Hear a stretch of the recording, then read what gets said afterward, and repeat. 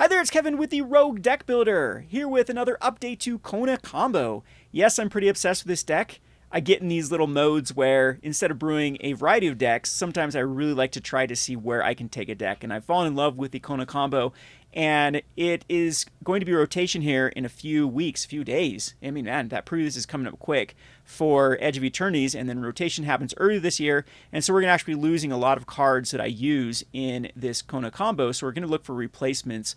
But there's actually some neat stuff from Edge of Eternities that I think go perfectly in this deck. So it is here to stay. Losing Atraxa is going to hurt for sure. I thought there would be a lot of cards from this deck. I mean, it's all about spaceships, so I thought there'd be some big permanents. And I was very surprised that that doesn't seem to be the case with this set. So maybe subsequent sets down the road will have some permanents that are insane to cheat in, but actually, after playing this deck more, I kind of like the mid-range feel of Kona Combo, where even just using Kona in a more of a Bloodbraid Elf type fashion, just to get a lot of mana value out of your 4-drop. So you basically curve your 4-drop Kona, and even like an Overlord, there's a 5-drop, and then you untap the next turn, you have 10 power on board. And a lot of decks, that's hard to overcome, so you don't really need to cheat something crazy into play with Kona. So anyway, we'll actually take a look at the deck list real quick, get everyone up to speed. If you haven't seen the full gameplay, you can go back and check out some of the other videos. So I'm not actually going to play any games in this video. We're just going to show you where I'm at with my latest brew, or my latest deck list for this. So a lot of changes here as Esper Origins continues to impress me. This card does everything you want it to do. The Surveil 2 oftentimes can find you that Phoenix down into the Kona, and the flashback is crazy with this card. So you end up with a 4/4 that they need to take care of, otherwise it's going to ramp you the next turn, and you can end up hard casting a lot of your cards. As I stated, it makes it very interesting for the more mid-range feel, because then you can easily curve after this one into like an 8-drop. You'll have enough mana if you hit all your lands, or actually a 7-drop, I think. So thinking the Overlord of the Mistveils, or what's the, I'm trying to think of the white one. Anyway, what it's called, the white one that spits out creature tokens. And there are even brews that I think going into like Naya would be cool with like a Tallies, because it would curve perfectly with that.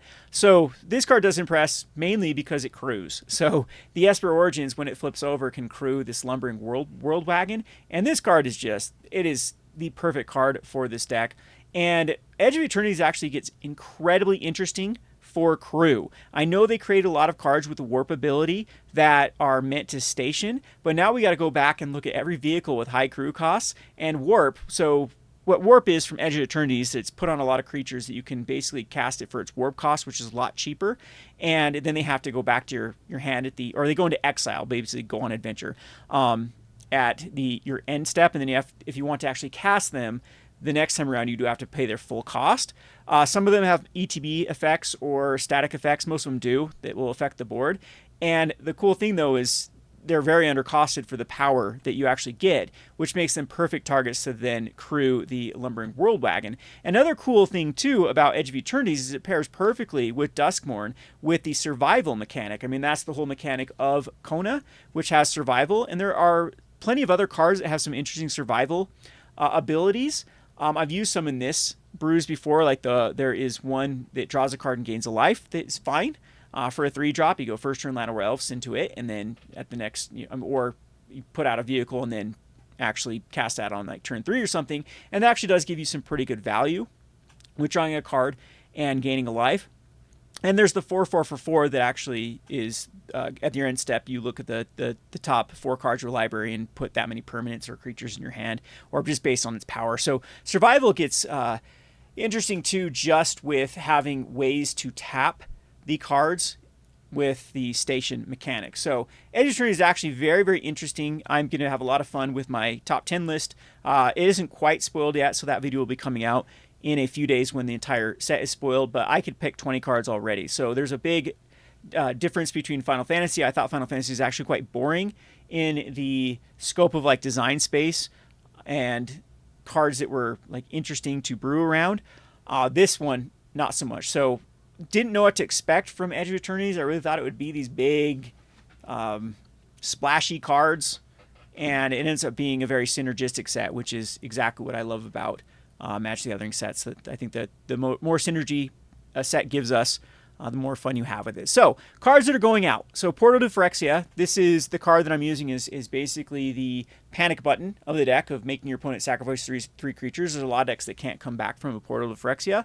And Sephiroth, or Atraxa. Atraxa is something that you slam. Oftentimes they have to have a removal, otherwise you're just going to get too much value out of Atraxa. You're in this deck usually drawing 4 or 5 cards, finding more gas, and having a Flying Vigilance, Death Touch, Lifelink basically stabilizes you from so many different decks. So this deck this card does end up being a liability often, though when they do have a removal, if they can then push through damage to the next turn. So I lose a lot of games with that, where something like a Bahamut or a Portal Phyrexia ends up being a better card. Bahamut's actually very, very weird. Like 9 mana in this deck is actually hard to hard cast, so you end up hard casting things quite often. And 9 mana, if you destroying just one permanent and then having this dealt with, actually doesn't feel the greatest sometimes. So this is still a card I'm messing around with. I think of the Una builds, this is definitely going to be more interesting cards because you have more ways to like cheat it out and get value out of Bahamut.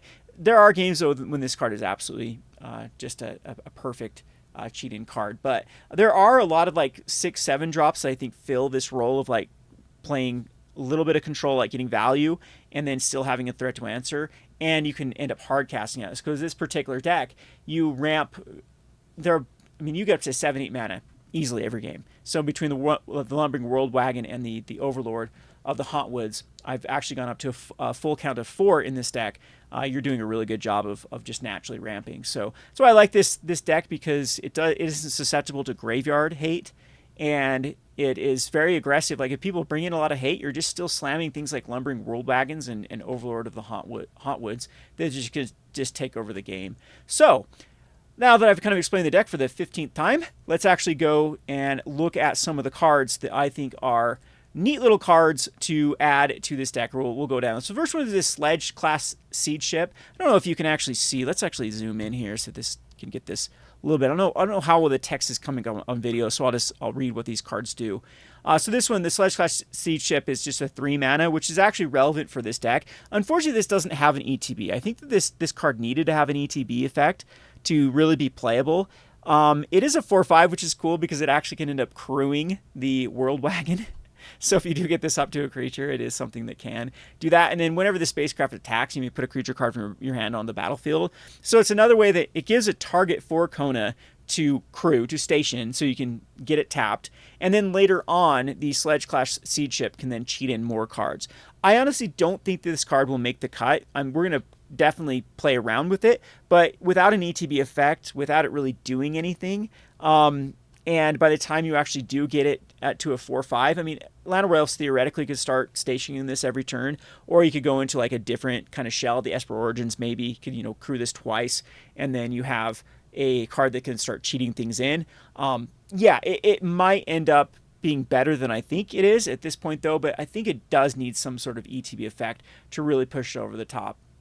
So let's go down here and find the other cards that I think were very, very interesting for this deck. Anything with station, I think, is. I don't really like the Lumen class frigate. It does curve with Kona of having something to basically crew, and it has to just crew twice, and the creature you control get +1. But I mean, at that point, you're not a go wide strategy. But there is a few ones here that I think are really cool for this deck, and the first one is the Sereria. So this one is very, very cool. It's a 3 mana spacecraft, so the curve is perfect. The double white, I think, is actually going to get easier. I know we lose Razorverge Thicket and we lose Brushlands, but we get the Shockland, which also turns on the Hushwoods a lot easier. So I think the scenarios in which we're going to have 2 white mana are going to be plentiful. In fact, the deck is already built to try to get 2 mana because casting a Phoenix down and then activating it on the same turn does require 2 mana. And so oftentimes we can go first turn Lanawa Elf into the Sereria and then cast Kona on the next turn and then station Kona. And what's cool is this one does have an ETB effect, and it does have the perfect effect for Kona, because it goes and searches your library for a legendary creature card and puts it in your hand. Now, this is going to limit us to having at least a few legendary creatures. Una comes to mind. You would have to find like a big legendary creature that's worthwhile. If you're going into like Abzan, you have Valgaloth, I think is the name of the card. There are definitely plenty of targets. If you go into the Nye ability, you can get something like a tally and then really get some value at that point. But it does what this deck wants. It gives you a crew target. It gives you an ETB effect. The 5/5 is, it's pretty meh. Eventually you can get your Konas to have indestructible. Sure, that might come into effect in certain matchups. And it is a legendary creature itself, so yeah, so if it gets up to 7+, which is very easy with this deck, it actually can be a threat. And that's what I kind of like about this deck, is it's very good at, again, playing the cheat route and playing like this really beefy big butts mid-range type strategy, and this does fit perfectly in that mix. So oftentimes in this deck, one of the problems with consistency is you have the Kona and the Phoenix down, but you don't have like a really good relevant target. If this is the route with Kona, then you definitely go search it up, and so you have the 1-2 punch right there.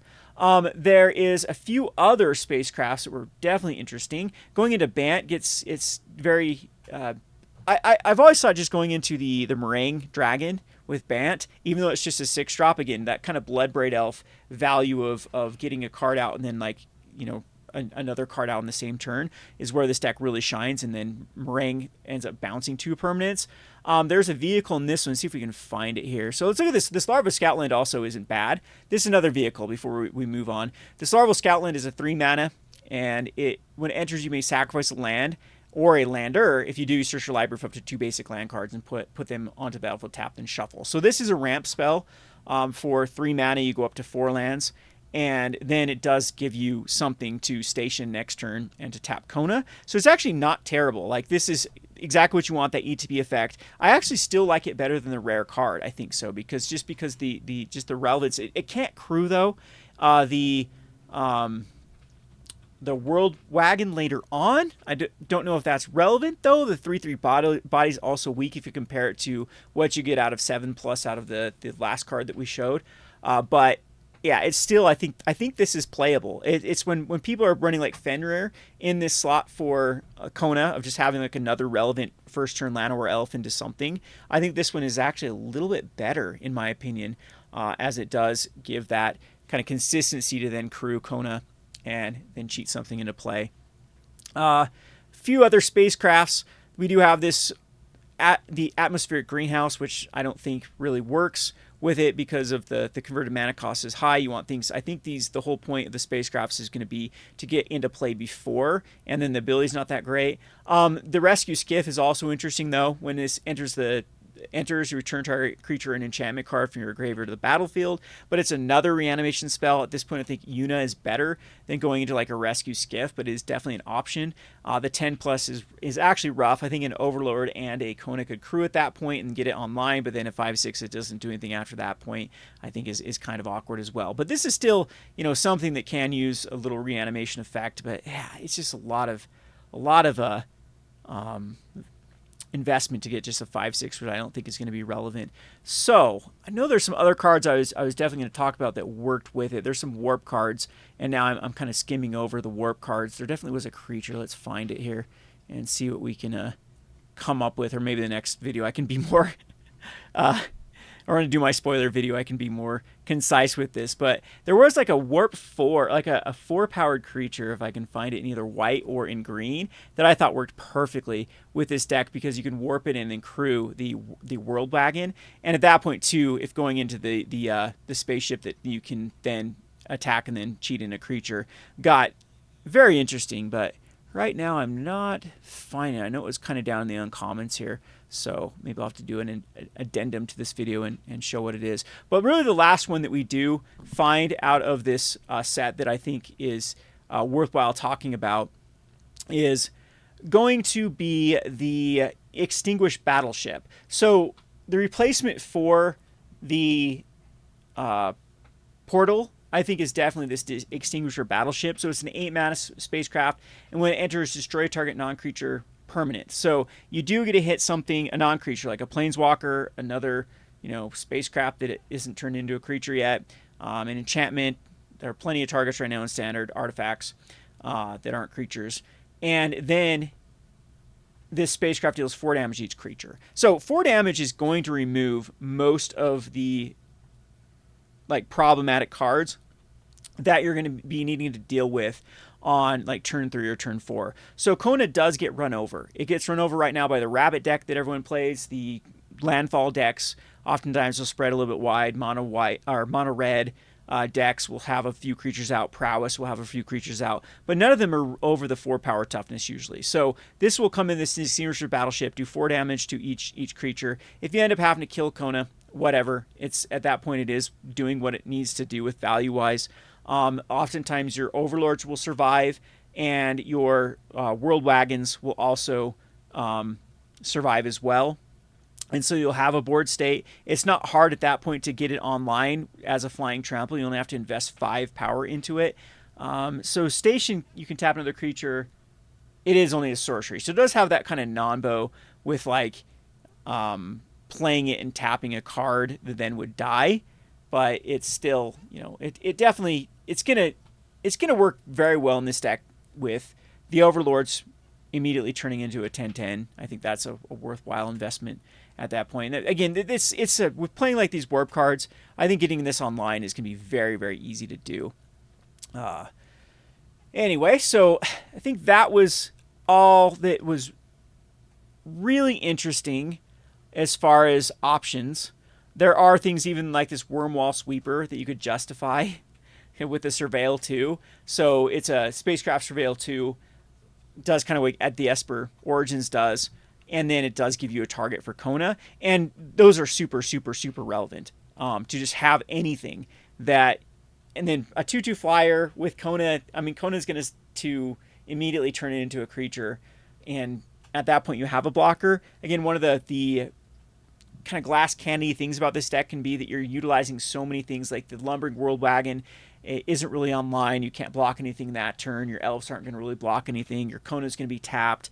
And so even having like a 2/2 chump blocker that did its job, it was able to tap, surveil, and cheat out a card, I think is something that is worthwhile actually kind of toying around with. But yeah, anyway, I'll have to find that warp card too. That was super. I swear it was a.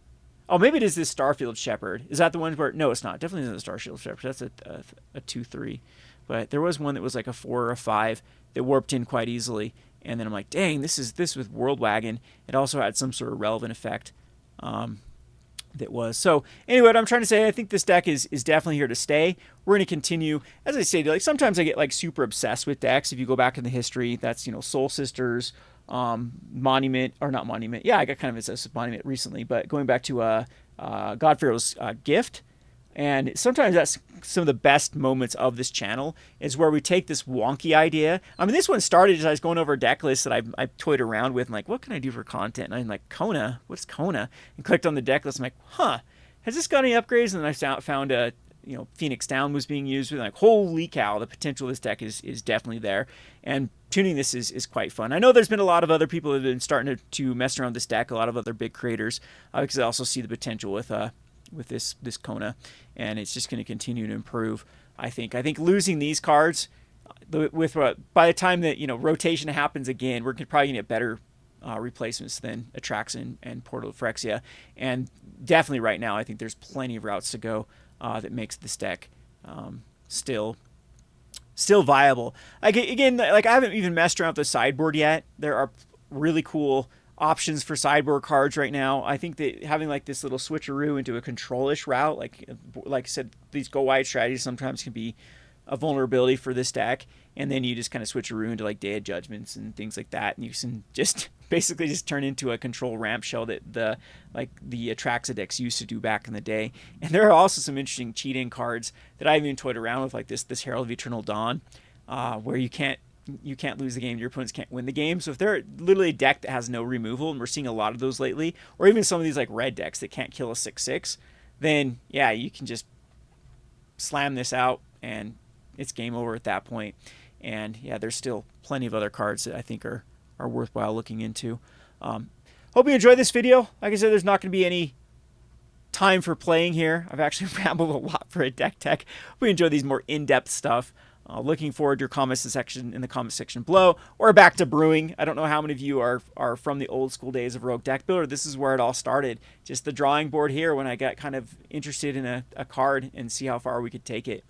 And I'm excited with this Edge of Eternities. Like, I'm not into spaceships, and I'm still have kind of issues with Universes Beyond and hat sets and, you know, dress up sets. But mechanically speaking, like, this is a good set that seems fun and balanced and has a lot of interesting mechanics that are just begging to be toyed around with. It doesn't seem like a duh set like Final Fantasy. It's like, this is the good card. You are going to play this good card because it has this you know, word salad. There are some of those cards here in Edge of Eternity, but not to the effect of Final Fantasy, in my opinion. Hope you enjoy this video. Kevin with Gone Rogue Games. What am I on? Rogue Deck Builder? Thanks for watching.